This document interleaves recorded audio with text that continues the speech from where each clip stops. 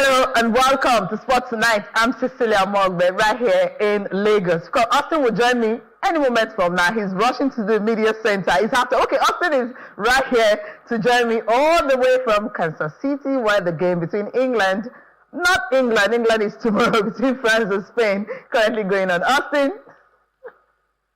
What a great to see you, Cecilia, and of course our viewers joining us from all over the world. Let's bring in Toby Emmanuel, joins us live on the show. He's right there in Canada. Toby, good to have you on Sports Tonight. Yeah, it's always a pleasure. And it's a good thing that France are trailing, even though I wanted them to win, but they have to wake up because they know that when you're playing at this stage of this competition, you bring out your best. It's always been difficult playing against Spain. In the last 3 matches, the last time France defeated Spain was in 2021. So the last semi-final at the Nations Cup, FIFA Nations Cup last year, Spain won 5-4. 2024 semi-final of the Euro, Spain won also. So it's going to be a very cagey match predicted. But one of the biggest challenge for me, for France, is the midfield. They are holding too much to the ball. And that is where the Spanish teams are enjoying themselves, is their core. They know how to hold the ball. They play their tiki-taka, and when they try to go up front, they get the ball. But France is still trying based on their counter-attack. Counter-attack has been working for them, but they need to strategize and bring in something different. All right, let's go to the game between England and Argentina. I saw Toby's jersey anyway, Mbappe, number 10. Please don't cry tonight when the results don't go your way. But we're going to talk about Argentina and England. So just get a confirmation of the fixtures for Wednesday. Has been talking about Lionel Messi, what he has done at this World Cup. 8 goals he has scored so far with 2 assists or 3 assists. I've lost count about that at the moment. But seeing the Messi and seeing Harry Kane, and of course when Harry Kane is not scoring, because you've got Jude Bellingham. I mean, the last 2 games they played is always about Jude Bellingham. But then the coach came out to criticize the team, saying that, look, they did not play, to their firepower. They made the game more difficult for them. Do you see that same way of playing repeating itself against Argentina tomorrow night? Yeah, thank you very much. If there's any team that will beat Argentina, it's England. England has played more difficult games going in this competition so far. England, the way they are set up, a lot of people expected much from Harry Kane, which he delivered initially at the early stage, but his contribution to the team is total. If he's not scoring, he's creating the goal. He's a threat to any defense. So that's the very good. Just the same way like Messi. And Messi has also stood out in this tournament, scoring 8 goals so far. But nevertheless, both teams are ready. They can match each player for each player. Argentine player might not be too fantastic. They might not be too celebrated like the English media hype most of their players. But give it to the English team. The English team this year, and consistently they've showed, even in their local clubs and in the various competitions they played, they have the experience. Now, officiating is a big issue in this tournament. Officiating have taken, whether you like it or not, officiating has helped Argentina to get to this stage. Apart from one or few matches. Okay. Now this is the real deal. And the entire world is focusing on Argentina and see what they can bring with good officiating. Yeah, we know that they've not met at this particular stage, at the semi-final. Yes, they've met in other times, quarterfinals, and even at the group stage with England always having the upper hand. But this time it's going to be a different game. But we need to. Toby, how are you feeling, really? You share Austin's optimism. Yeah, 2-0, good goal. Like Austin said, good goal. Too much respect for Lamine Yamal. We know he's a star player, but Saliba leaving that defense line. Now I can see what we all were saying from the beginning of the game. But nevertheless, we thought it at the last World Cup. 2-0 down, France came back. Let's hope. Let's hope. I just hope. I'm using the word let's hope, but I'm not confident. But let's hope that they can bounce back. And that will be another wonder of the World Cup.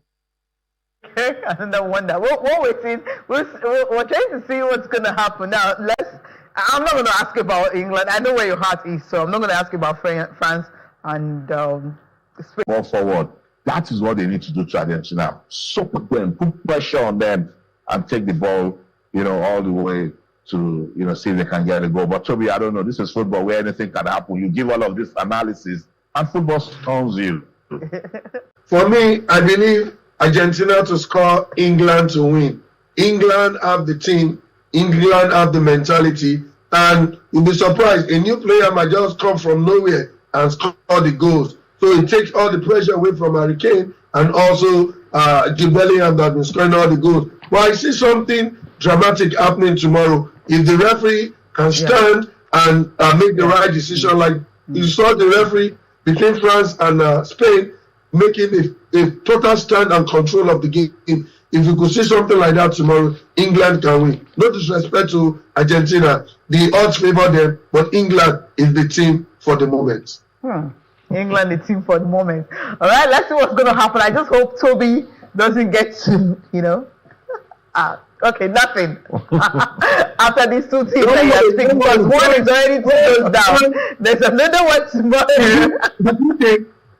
The good thing, I had my team for the tournament too. I had France, I had England, and I had Spain. So those all right, all the best. But if it's between England and Spain, I'm going for England. Argentina can beat all of them. I never understand the argument. We'll do the argument on Thursday when we have the two finalists, right? Toby, I mean, WAFCON is coming. There's no balls. It's always, but this is really dry. It's so dry from CAF, from the host nation, and of course back home here, because I expect, yes, maybe Morocco is not doing anything. They focus on the team that were at the World Cup, but Nigeria did not go to the World Cup. I mean, we should be having some balls. Yes, we've had the balls with those going for the Commonwealth Games. Yeah, they will say that is bigger. But when you have continental champions 10 times, give them some respect. I mean, do send forth or something, but it's just all so dry. That's really my pain at the moment, really. Yeah, the last time we wanted to go to the last edition, we had a team just to win the 10th one. There was a title for it. There was paparazzi, there was media hype, there was everything, including from the Nigerian Football Federation. But this time around, there's a team song for this team. We have continuity in the team, and Maduga has stood by the same players. He has so much belief in him. I saw a few posts online, some people trying to castigate a few players in the team. Whether you like it or not, everybody will not be a fan of all the players in the team list. So we'll see consistency in this team. We'll see integration from under 17 to under 20, now to under 20, the Super Falcons. So that is what we're preaching. And I'm not surprised that we have just one home base. It shows that our players now are going out. Few years ago, virtually all the under 17 and the under 23, under 20 players, they were all home based. Now they've gone abroad. Most of them are playing in top leagues across the world. Even though CAF and Morocco, they are not giving us what we expect because of what happened at the last AFCON and the controversy that surrounded the AFCON. Morocco came out, they said they are not hosting any tournament again. And after all the controversies, and now they are hosting the tournament. Hopefully, we get a very good tournament. The hype and everything there. Nigeria will always dominate. We will not give up, and the Super Falcons will show that they have something to protect. And finally, I believe, I have confidence, like the last time I spoke with Austin on this program, we have in Nigeria Football Federation and in Nigeria National Sports Commission that will make sure that all the players' allowances, camp bonuses, and training grants will be paid, and there will be no distraction.